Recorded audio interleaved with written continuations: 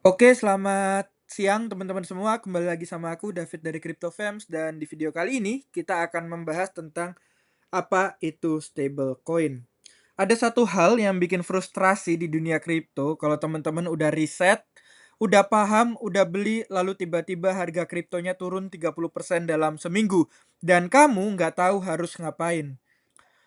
Opsinya itu cuma dua, yaitu tahan dan berharap naik lagi, atau jual dan keluar dari kripto sepenuhnya. Tapi sebenarnya ada opsi ketiga yang banyak pemula tidak tahu, dan itu namanya stable coin. Nah, gimana cara buat biar teman-teman paham stable coin ini apa? Aku kasih analogi yang mudah. Stable coin itu simpelnya uang digital yang harganya nggak bakal naik ataupun turun.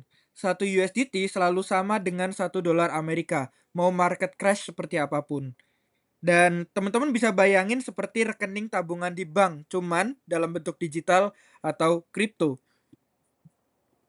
Nah, sekarang di stablecoin yang paling besar itu ada dua, yaitu USDT dan USDC. USDT dikembangkan sama Tether dan ini yang saat ini paling banyak dipakai dan market cap-nya sekarang udah hampir 194 miliar dolar lebih. Hampir semua exchange di Indonesia termasuk Indodax, Pintu, Thrift, dan lain-lain itu selalu punya USDT. Dan yang kedua USDC ini adalah keluaran dari perusahaan Circle, di mana Circle saat ini udah IPO di New York Stock Exchange pada tahun 2025. Dan USDC ini lebih transparan, cadangannya itu 100% dipegang dalam bentuk US Treasury and Cash. Dan market cap-nya masih di bawah USDT. Mana yang bagus menurutku? Intinya semuanya sama-sama bagus. Dan lebih baik untuk mencegah resiko adanya defect, teman-teman membagi.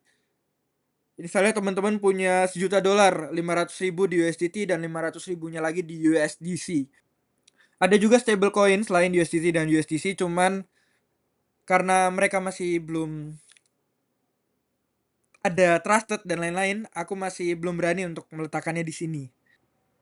Nah, sekarang kita bahas ke topik selanjutnya, gimana cara pakai stablecoin di bear market. Ini simple aja, teman-teman tinggal buka exchange, kemudian pilih pair. Misalnya teman-teman punya Bitcoin, cari Bitcoin/USDT, terus teman-teman jual Bitcoin, nanti dapat USDT.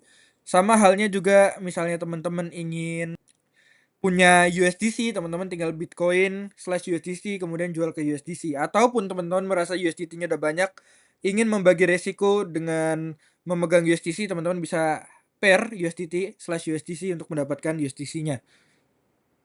Dan berbeda dengan crypto, stablecoin ini stable seperti biasa. Jadi ketika Bitcoin mau naik ke 100.000 ataupun turun ke 50.000, ketika teman-teman jualnya di 75.000, ya USDT teman-teman tetap 75.000.